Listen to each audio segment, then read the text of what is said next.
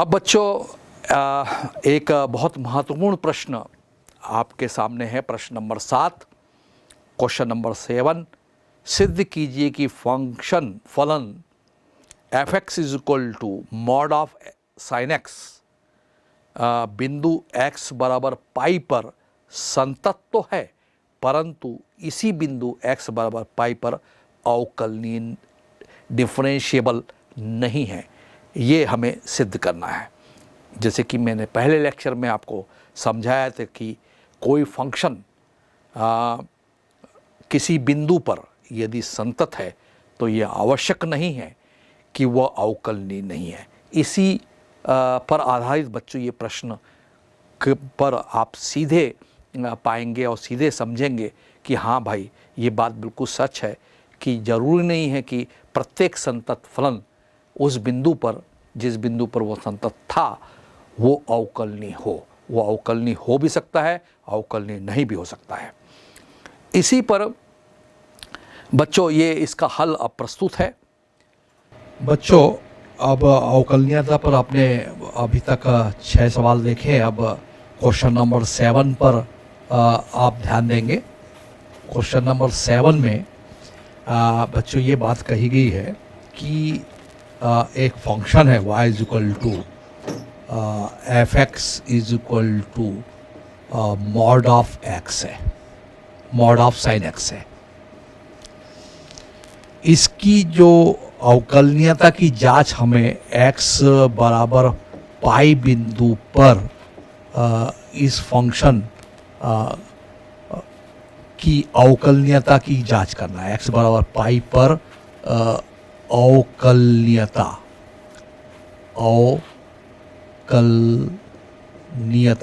Differentiability, अवकलनीयता की जांच हमें करना है।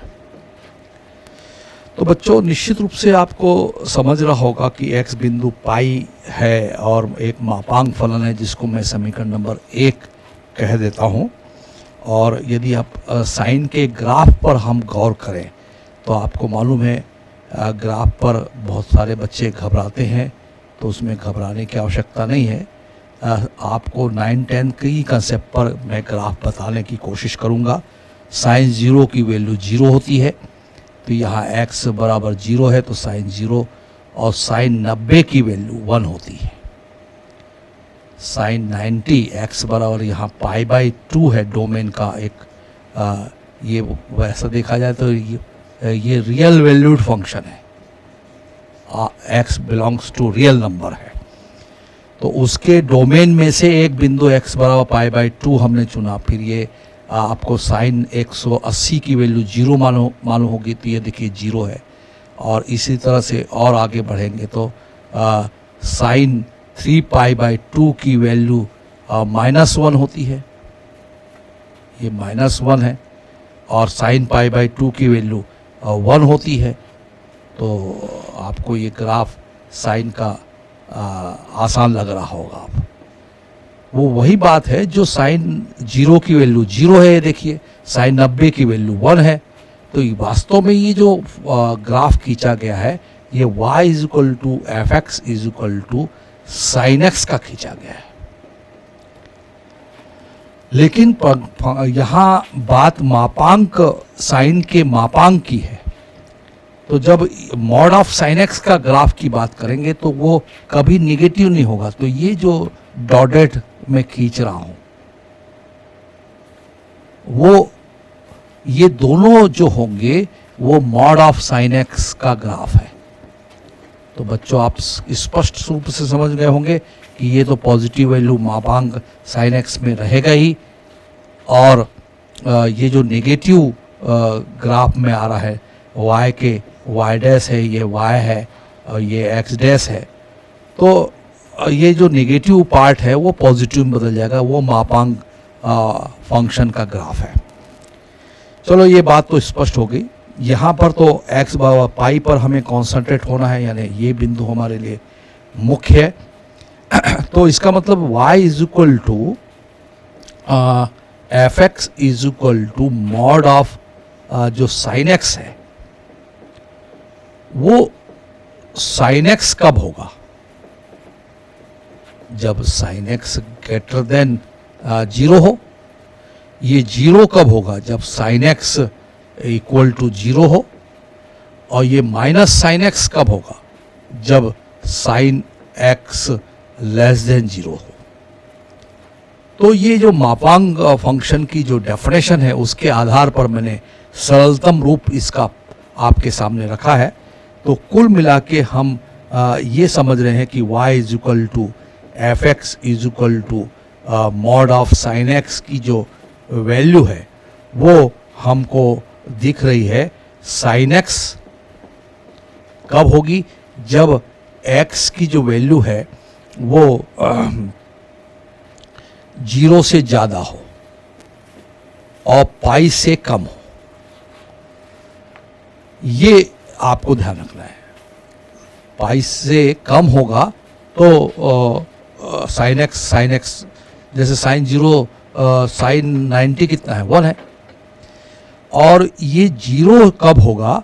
जब x की वैल्यू जो है वो इस हिसाब से x बराबर 0 हो। और माइनस साइन एक्स कब होगा? ये नेगेटिव कब होगा? जब पाई से x की वैल्यू ज़्यादा हो और 2 पाई से कम। तो बच्चों आपको जो बात कही जा रही है कि अवकलनीयता की जांच करने कह रहा है। और इस क्वेश्चन में आप ध्यान से देखे होंगे कि हमें मूल बिंदु x बराबर पाई पर कॉन्सेंट्रेट होना है। और जो मापांक फलन मॉड ऑफ साइन एक्स है उसकी इसी बिंदु पर पहले हमें संततता की जांच भी करना है। संततता यानी इस क्वेश्चन में ये कहा जा रहा है कि x बराबर पाई पर मॉड साइन एक्स जो है संतत है और अवकलनीय है कि नहीं ये भी हमें देखना है। तो पहले हम संततता यानी कंटिन्यूटी की हम जांच करके देखेंगे। तो पहला काम आपको मालूम है कि हम क्या करते हैं। बिंदु x बराबर पाई पर y is equal to f x is equal to mod of sine x की लेफ्ट हैंड लिमिट निकालेंगे।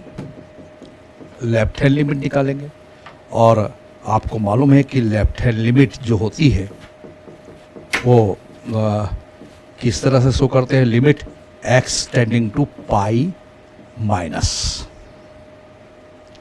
इस बिंदु जो ग्राफ में दिख रहा है पाई से लेफ्ट के तरफ से हम इस की लिमिट निकालेंगे। इस x टेंडिंग टू पाई का ऊपर माइनस का मतलब है कि पाई से हम कम बिंदु को लेंगे। जैसे 180 से कम 189 डिग्री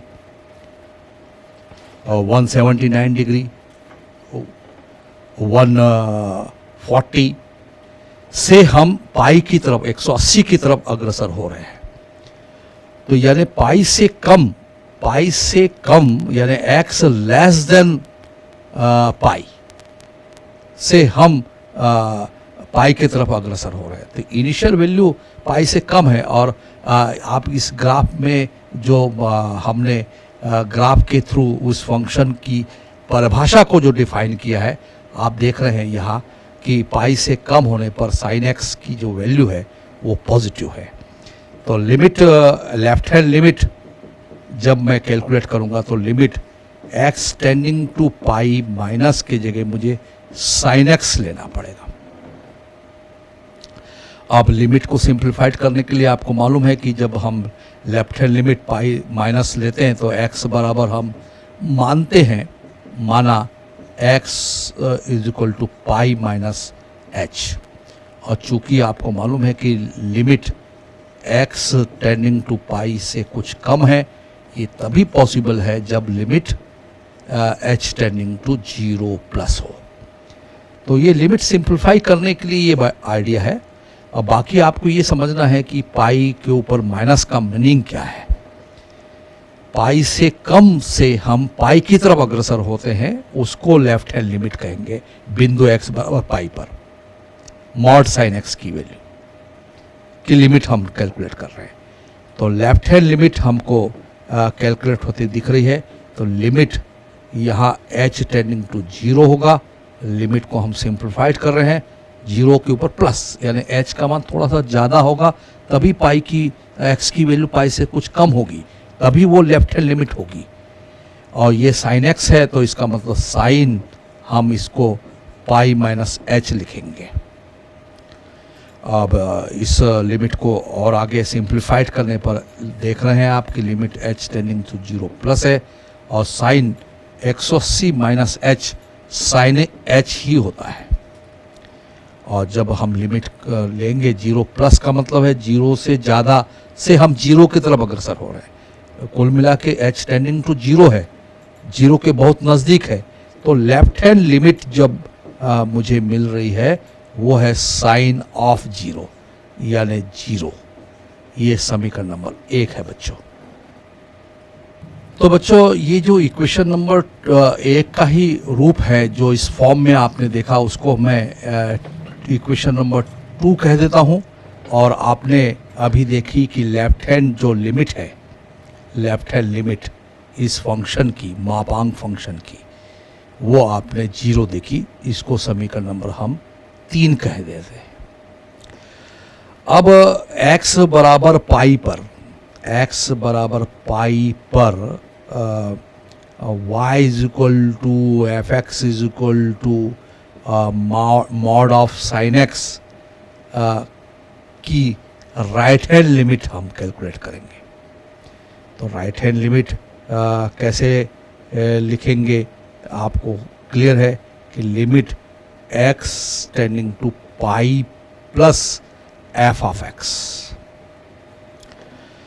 ये limit x tending to pi plus का मतलब फिर मैं स्पष्ट कहना चाहूँगा कि यहाँ आप ग्राफ पर देखिए, पाई से ज़्यादा यानी पॉजिटिव से, प्लस इन्फिनिटी से, पाई से ज़्यादा से हम पाई की तरफ अग्रसर होते हैं तब हम कहते हैं राइट हैंड लिमिट। और पाई से कम पर से हम पाई की तरफ अग्रसर होते हैं, उसको लेफ्ट हैंड लिमिट इस फंक्शन की कहेंगे। तो स्पष्ट है कि यहाँ पर हमको मानना पड़ेगा, माना x बराबर पाई प्लस h,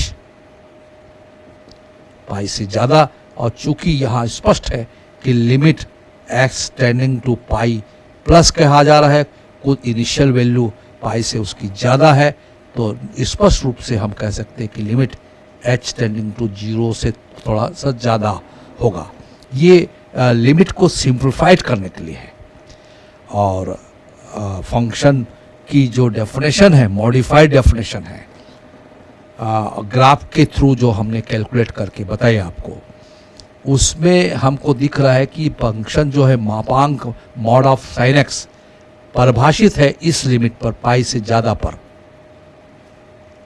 पाई से ज़्यादा पर x यदि होता है तो साइन मॉड साइन x की वैल्यू ग्राफ में भी दिख रही है, ये देखिए नेगेटिव है, और पाई से कम पर ये देखिए पॉजिटिव है। तो वहाँ पॉजिटिव लिखे थे, तो यह limit x tending to pi plus के केस में हम एफ एक्स के जगह मॉड साइन x के जगह साइन x लेंगे, माइनस साइन x लेंगे। एक देखिए ग्राफ में पाई से ज़्यादा पर नेगेटिव है, तो माइनस साइन x लेंगे, मॉड ऑफ साइन x की वैल्यू। तो इसको सिंप्लीफाइड करने के लिए आगे जो प्रक्रिया की जाएगी, आप देख रहे हैं कि हमने किस तरह से माना है। तो निश्चित रूप से यहाँ इसमें इसको कैलकुलेट करने के लिए लिमिट हम कहेंगे h टेंडिंग टू 0 प्लस कहेंगे, और ब्रैकेट में माइनस साइन x को हमने क्या माना है, पाई प्लस h, 180 धन थीटा। आपको साइन मालूम होगा कि pi plus theta is equal to होता है माइनस साइन थीटा। तो यहाँ पर जब हम इसकी लिमिट को सिंप्लीफाइड करेंगे, RHL हम सिंप्लीफाई कर रहे हैं, तो limit h tending to 0 plus करेंगे, और ये माइनस है, और साइन पाई प्लस h क्या होगा, माइनस साइन h होगा। तो नो डाउट कि ये जो RHL सिंप्लीफाइड होके हमें दिख रहा है वो limit h tending to 0 plus, और ये प्लस प्लस हो गया, साइन h ही होगा। और जब इसकी लिमिट कैलकुलेट करेंगे तो साइन 0 प्लस का मतलब h टेंडिंग टू 0 से ज़्यादा पर हम 0 की तरफ अग्रसर हो रहे हैं, यानी h 0 की तरफ ही अग्रसर है। इसमें कंफ्यूज मत होइए कि ये 0 के ऊपर प्लस है तो 0 से ज़्यादा है क्या, वो 0 से ज़्यादा से 0 की तरफ अग्रसर होता है, तब हम उसको h टेंडिंग टू 0 प्लस लिखते हैं, लेकिन वो 0 की तरफ ही अग्रसर हो रहा है, इसलिए हमने h के जगह 0 लिख दिया, तो इसकी लिमिट हमको 0 मिली।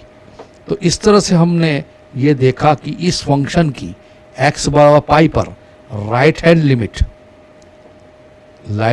लिमिट हमको मिल रही है 0। इसको हम समीकरण नंबर 4 कह देते हैं। तो बच्चों आपने लेफ्ट हैंड लिमिट देखी, राइट हैंड लिमिट लिखी।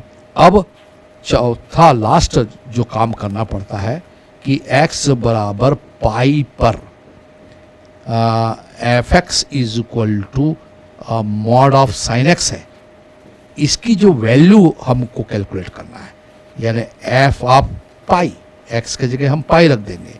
तो एक्स बराबर पाई के केस में साइन 0 की वैल्यू 0 है, और वैसे भी आप देखिए कि साइन पाई साइन 180 0 है, ये देखो एक्स एक्स को काट रहा है, y का मान 0 है, इसका मतलब ये मॉड ऑफ 0 है। और यहाँ भी आप डेफिनेशन में देख रहे हैं कि x बराबर पाई पर फंक्शन की वैल्यू 0 है, तो f of pi is equal to हमको 0 मिल रहा है।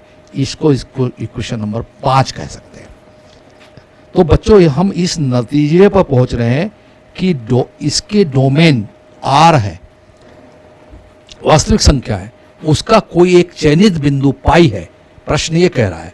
तो x बराबर पाई पर जो y is equal to real valued function है F x is equal to mod of sine X, इस बिंदु पर संतत होगा। कहां से पता लगा ये? समीकरण नंबर 3 से कि लेफ्ट हैंड लिमिट, समीकरण नंबर 4 से राइट हैंड लिमिट बराबर फंक्शन की वैल्यू समीकरण नंबर 5 से एफ ऑफ पाई, तीनों वैल्यू 0 है। और जब किसी फंक्शन की किसी बिंदु पर left hand limit, right hand limit और फंक्शन का मान बराबर होता है, तो हम उस फंक्शन को, मॉड ऑफ फंक्शन को हम इस बिंदु पर संतत कहते हैं, कंटिन्यूअस कहते हैं। बच्चों आपने देखा कि जो ये फंक्शन, प्रश्न ये कह रहा है कि x बराबर ये पाई पर, पाई बिंदु पर ये फंक्शन निश्चित रूप से f x is equal to mod sine x संतत है, संतत है यानी कंटिन्यूअस है, कंटिन्यूअस है, तो है, कंटिन्यूअस तो है, सिद्ध कीजिए। प्रश्न कह रहा है कि कंटिन्यूअस तो है, तो हमने सिद्ध करके दिखा दिया कि left hand limit, right hand limit उस फंक्शन की और फंक्शन की वैल्यू एफ उस बिंदु पर एफ बराबर पाई, सब वैल्यू 0 थी, संतत है, ये साबित कर दिया हमने। लेकिन हमें उसकी अवकलनीयता की जांच करना है। तो अब जो हम पहला काम कर रहे हैं कि इसके डोमेन के किसी बिंदु, चयनित बिंदु x बराबर पाई पर फलन, जो रियल वैल्यूड फंक्शन आप देख रहे हैं, वो फंक्शन जो है F x is equal to y is equal to f x लिख सकते हैं, f x is equal to mod sine x का हम आर एस डी निकालेंगे कि R S D differential coefficient right side का। तो उसकी डेफिनेशन कैसी है? Limit x tending to pi plus f of x minus F of pi upon x minus pi. और जैसे कि आपने इसके कंसेप्ट में देखा था कि वास्तव में ये डिफरेंशियल कोफिशिएंट की डेफिनेशन है, लेकिन उस बिंदु पर राइट हैंड डेरिवेटिव तभी डिफाइन होगा जब हम पाई के राइट साइड से बाई ओर से धनात्मक की तरफ से पाई से ज़्यादा से हम पाई की तरफ अग्रसर हो रहे हैं, उसको बोलते हैं RSD।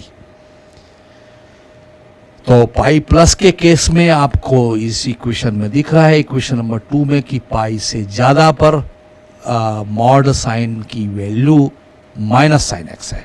तो नो डाउट कि इस लिमिट के केस में, RSD के केस में, limit x tending to pi plus के केस में हमें माइनस साइन एक्स यूज़ करना पड़ेगा, और minus F of pi, x बराबर पाई पर मॉड साइन की वैल्यू संतत के समय भी देखा था आपने, वो 0 है अपॉन ये x माइनस पाई है।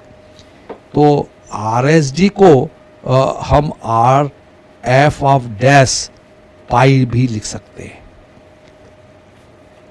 RSD कहो, ये मैथमेटिकल कोड है, f dash pi is equal to limit हमको दिख रहा है, limit x tending to pi plus minus sine x upon x minus pi. अब पुरानी बात फिर से जैसे हो गया कि x बराबर मुझे पाई प्लस एच लिखना चाहिए, और चूंकि यहाँ लिमिट दिख रहा है x tending to pi plus है, तो नो डाउट कि this implies limit h tending to 0 plus होगा। ये लिमिट को सिंप्लीफाइड करने के लिए ये बात कह रहा हूँ। तो इस फंक्शन की, मापांक function mod of sine x की R F dash A right hand derivative at the point x is equal to pi हमें मिल रही है लिमिट h टेंडिंग टू 0, और यहाँ हम लिखेंगे minus sine of pi plus h upon x के जगह पाई प्लस एच और माइनस पाई। नो डाउट कि पाई पाई कैंसिल हो जाएगा। आपको मालूम है कि साइन पाई 180 धन थीटा माइनस साइन थीटा होता है। तो ये जो लिमिट है R dash R F dash of pi, थोड़ा सा और सिंप्लीफिकेशन आगे बढ़ रहा है, h टेंडिंग टू 0 प्लस कहेंगे इसको, 0 से थोड़ा सा ज़्यादा से हम 0 की तरफ अग्रसर हो रहे हैं। और साइन आपको मालूम है कि sine pi plus theta is equal to minus sine theta होता है, जैसे कि अभी पहले भी आपने देखा। तो this is minus sine h upon h मिलेगा, और ये माइनस माइनस प्लस हो गया। तो इसकी जो लिमिट है h tending to 0 plus sine of h upon h होता है। तो ये जो लिमिट है, आपने लिमिट 11th क्लास में पढ़ा है, तो RSD हमें मिल रही है, वो उसको हम R F dash at the point x is equal to pi लिख रहे हैं, तो वो मिल रही है 1। तो this is the equation number, आप अल्फा कह दें इसको, क्योंकि 1 2 3 4 बहुत सारे इक्वेशन हो गए हैं। संतत के समय आपने देखा था 3 हो गया था, 4 हो गया था, 5 हो गया था। तो अब चूंकि आप एग्जामिनेशन हॉल में पन्ने पलटते रहेंगे, तो इक्वेशन को वो गिनने के बजाय अब चूंकि अवकलनीयता की बात हम सोच रहे हैं, तो आप नया इक्वेशन दे सकते हैं, नंबर दे सकते हैं, कोई भी कोड दे सकते हैं। तो ये RSD है, जिसकी वैल्यू 1 हमने साबित की, उसका इक्वेशन हम अल्फा कह रहे हैं। तो बच्चों, हमने RSD देखा, RSD जिसको आप F dash pi are F dash पाई कह रहे हो, जिसकी वैल्यू 1 मिली, और इसको इक्वेशन नंबर अल्फा हमने कहा। अब इसी बिंदु x बराबर पाई पर जो फंक्शन है y is equal to f x is equal to mod of sine x की हम लेफ्ट हैंड डिफरेंशिएबिलिटी चेक करेंगे, और उसको हम एल एफ डैश पाई कोड कहते हैं। ये ज़्यादा अच्छा है। यहाँ स्पष्ट है कि left hand derivative at the point x is equal to pi of the function mod sine x.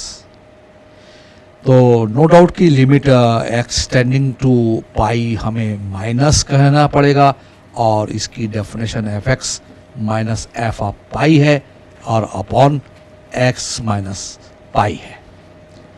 अब इक्वेशन नंबर 2 पर बच्चों आप गौर करें। इसका मतलब क्या है? X tending to pi minus का मतलब है कि पाई से कम हमें यहाँ डिफाइन होते हुए दिख रहा है।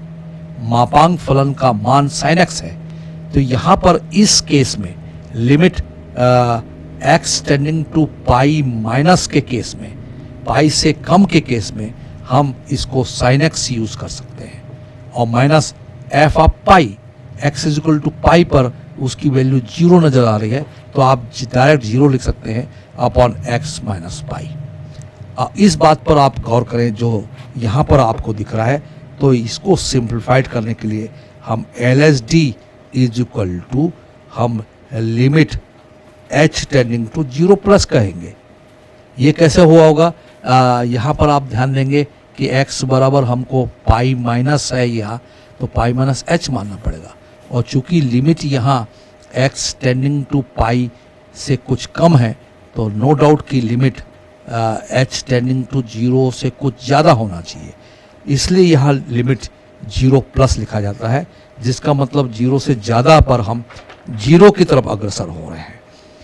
तो निश्चित रूप से बच्चों देखिए कि sine of pi minus h हम लिखेंगे, ये तो 0 है, अपॉन पाई माइनस हम एच लिखेंगे और माइनस पाई लिखेंगे और इसको कैलकुलेशन करने पर हमें लिमिट एच टेंडिंग टू 0 की जो वैल्यू है साइन पाई माइनस एच क्या होता है?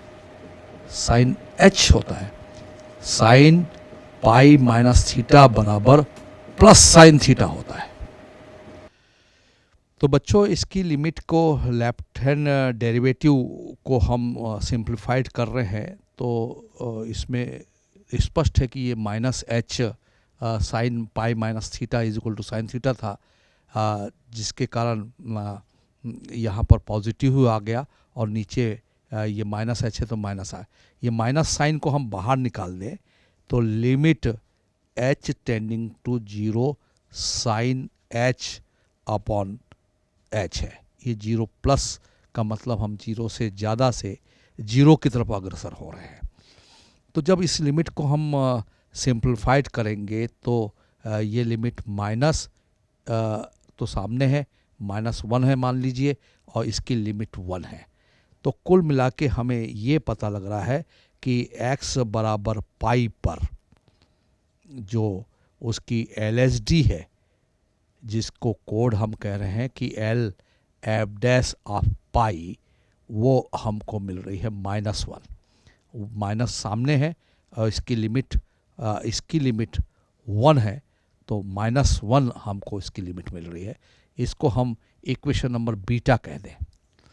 तो बच्चों आप देख रहे हैं कि x बराबर पाई पर, इस बिंदु पर, डोमेन के इस बिंदु पर जो फंक्शन है उसका r F dash of pi वो है 1, और आप देख रहे हैं कि left hand derivative at the point x is equal to pi पर बीटा इक्वेशन से, ये अल्फा इक्वेशन से 1 है, और बीटा इक्वेशन जो सॉल्व करके आपको बताया उसकी जो वैल्यू है वो -1 मिल रही है। इसका मतलब RSD is not equal to LSD, और अच्छे से सिंप्लीफाई करना है, R F dash pi is not equal to L f dash pi. क्यों? बाजू में एग्जाम में लिख देना समीकरण अल्फा और बीटा से। कैसे? कि 1 इज नॉट इक्वल टू -1। तो हम ये देख रहे हैं बच्चों कि इस प्रश्न में हमको वो फंक्शन जो है क्वेश्चन नंबर 7 डबल क्वेश्चन उसमें है कि x बराबर पाई पर वो संतत तो है, लेकिन x बराबर पाई पर वो बिंदु अवकलनीय नहीं है। ऐसे ही और बहुत सारे फंक्शन होते हैं, जैसे मापांक फंक्शन होते हैं, मॉड फंक्शन होता है वो x बराबर 0 पर संतत तो है लेकिन अवकलनीय नहीं है। तो जहाँ पर कुछ अचानक चेंज आता है, ये मापांक फलन का ग्राफ मैंने आपके सामने कहा कि ये इसका नेगेटिव वैल्यू को प्लस कर दे तो ये है मापांक फंक्शन का। तो इस बिंदु पर सडनली चेंज हो रहा है यानी नोक बन रही है। तो कॉम्पिटिटिव एग्जामिनेशन में बच्चों ध्यान रखना, ग्राफ बहुत इंपॉर्टेंट होता है कि इस ग्राफ को देखकर इतना सारा बड़ा कैलकुलेशन हमने किया, इतना देर आपको लगा, तो इस बिंदु पर मापांक फलन की वैल्यू में कोना बन रहा है, यहाँ कोना बन रहा है। तो जिस बिंदु पर कोना बन रहा है पाई पर, यहाँ 0 पर मापांक फलन में, तो मापांक फलन जहाँ कोना बनता है ग्राफ से ही देखकर हम डायरेक्ट बता सकते हैं कि वो फंक्शन संतत तो है लेकिन नोक वाले बिंदु पर, जैसे x बराबर 0 पर मापांक के मॉड फंक्शन के केस में और मॉड ऑफ साइन x के केस में, जहाँ पर नोक बनती है वहाँ फंक्शन डिफरेंशिएबल नहीं होता है, अवकलनीय नहीं होता है। अब इस प्रश्न को हल कर आपने देखा कि मॉड फंक्शन जो है x बराबर पाई पर संतत तो है परंतु x बराबर पाई पर अवकलनीय नहीं है। तो इसी के लेवल का प्रश्न क्वेश्चन नंबर 7 आपके लिए मैं होमवर्क दे रहा हूँ, गृह कार्य है बच्चों, क्योंकि क्वेश्चन नंबर 7 से वो मिलता जुलता है, इसलिए मैं उसका क्वेश्चन नंबर 7 कह रहा हूँ। क्वेश्चन नंबर 7 प्रस्तुत है बच्चों। सिद्ध कीजिए कि function f(x) is equal to mod of cos x, मॉड के अंदर cos x लिखा है, बिंदु x बराबर π/2 पर संतत तो है परंतु इसी बिंदु x बराबर π/2 पर अवकलनीय डिफरेंशिएबल नहीं है। ये सेम क्वेश्चन नंबर 7 जैसा आपको बनाना है, ये आपके लिए गृह कार्य है बच्चों, और ये क्वेश्चन नंबर 7 से आप समझ सकते हैं। क्वेश्चन नंबर 8 पर अब हम थोड़ा सा डिफरेंट प्रॉब्लम ले रहे हैं बच्चों, ताकि आपकी अवकलनीयता डिफरेंशिएबिलिटी ऑफ द फंक्शन की पूरी तैयारी हो जाए। तो क्वेश्चन नंबर 8 बनाने से आप संपूर्ण रूप से परिपक्व हो जाएंगे किसी फंक्शन की डिफरेंशिएबिलिटी की जांच में।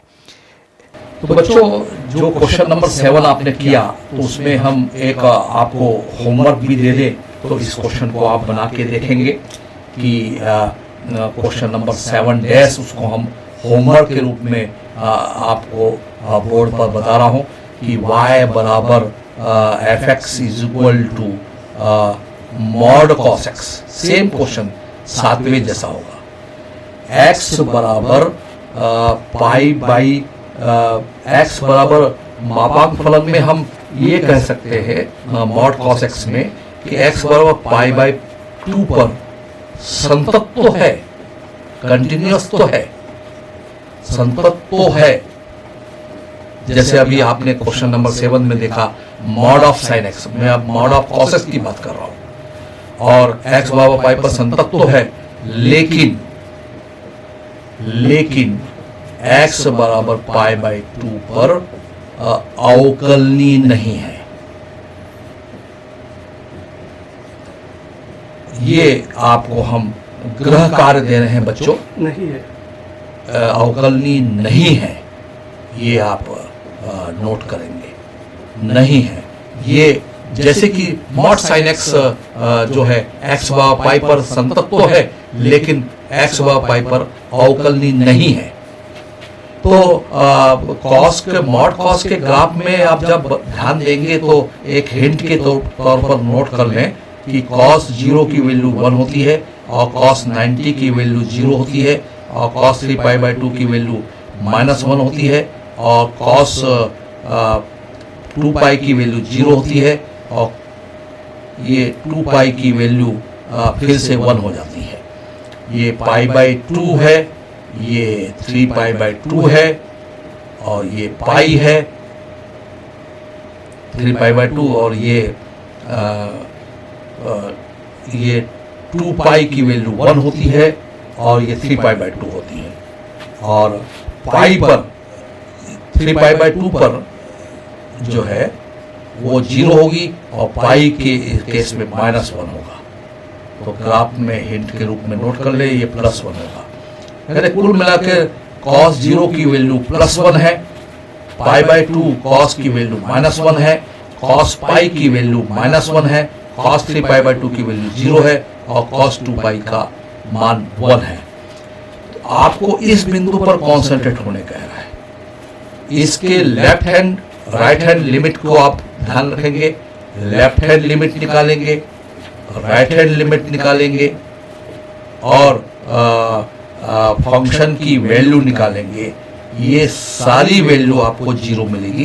तो संतत तो है π/2 पर, लेकिन जब आप π/2 के राइट हैंड डेरिवेटिव को r(f' π/2 को कैलकुलेट करेंगे, ये बराबर नहीं मिलेगा आपको l(f' of π/2। ये इस फंक्शन की बात हम आपको बता रहे हैं। ये सेम क्वेश्चन 7वें जैसा है, इसलिए इसका कोड हमने 7 डैश दिया है। बच्चों, ये आपको जो भी लिमिट मिलेगी आप इसको कैलकुलेट करेंगे। ये आपको गृह कार्य दिया गया है।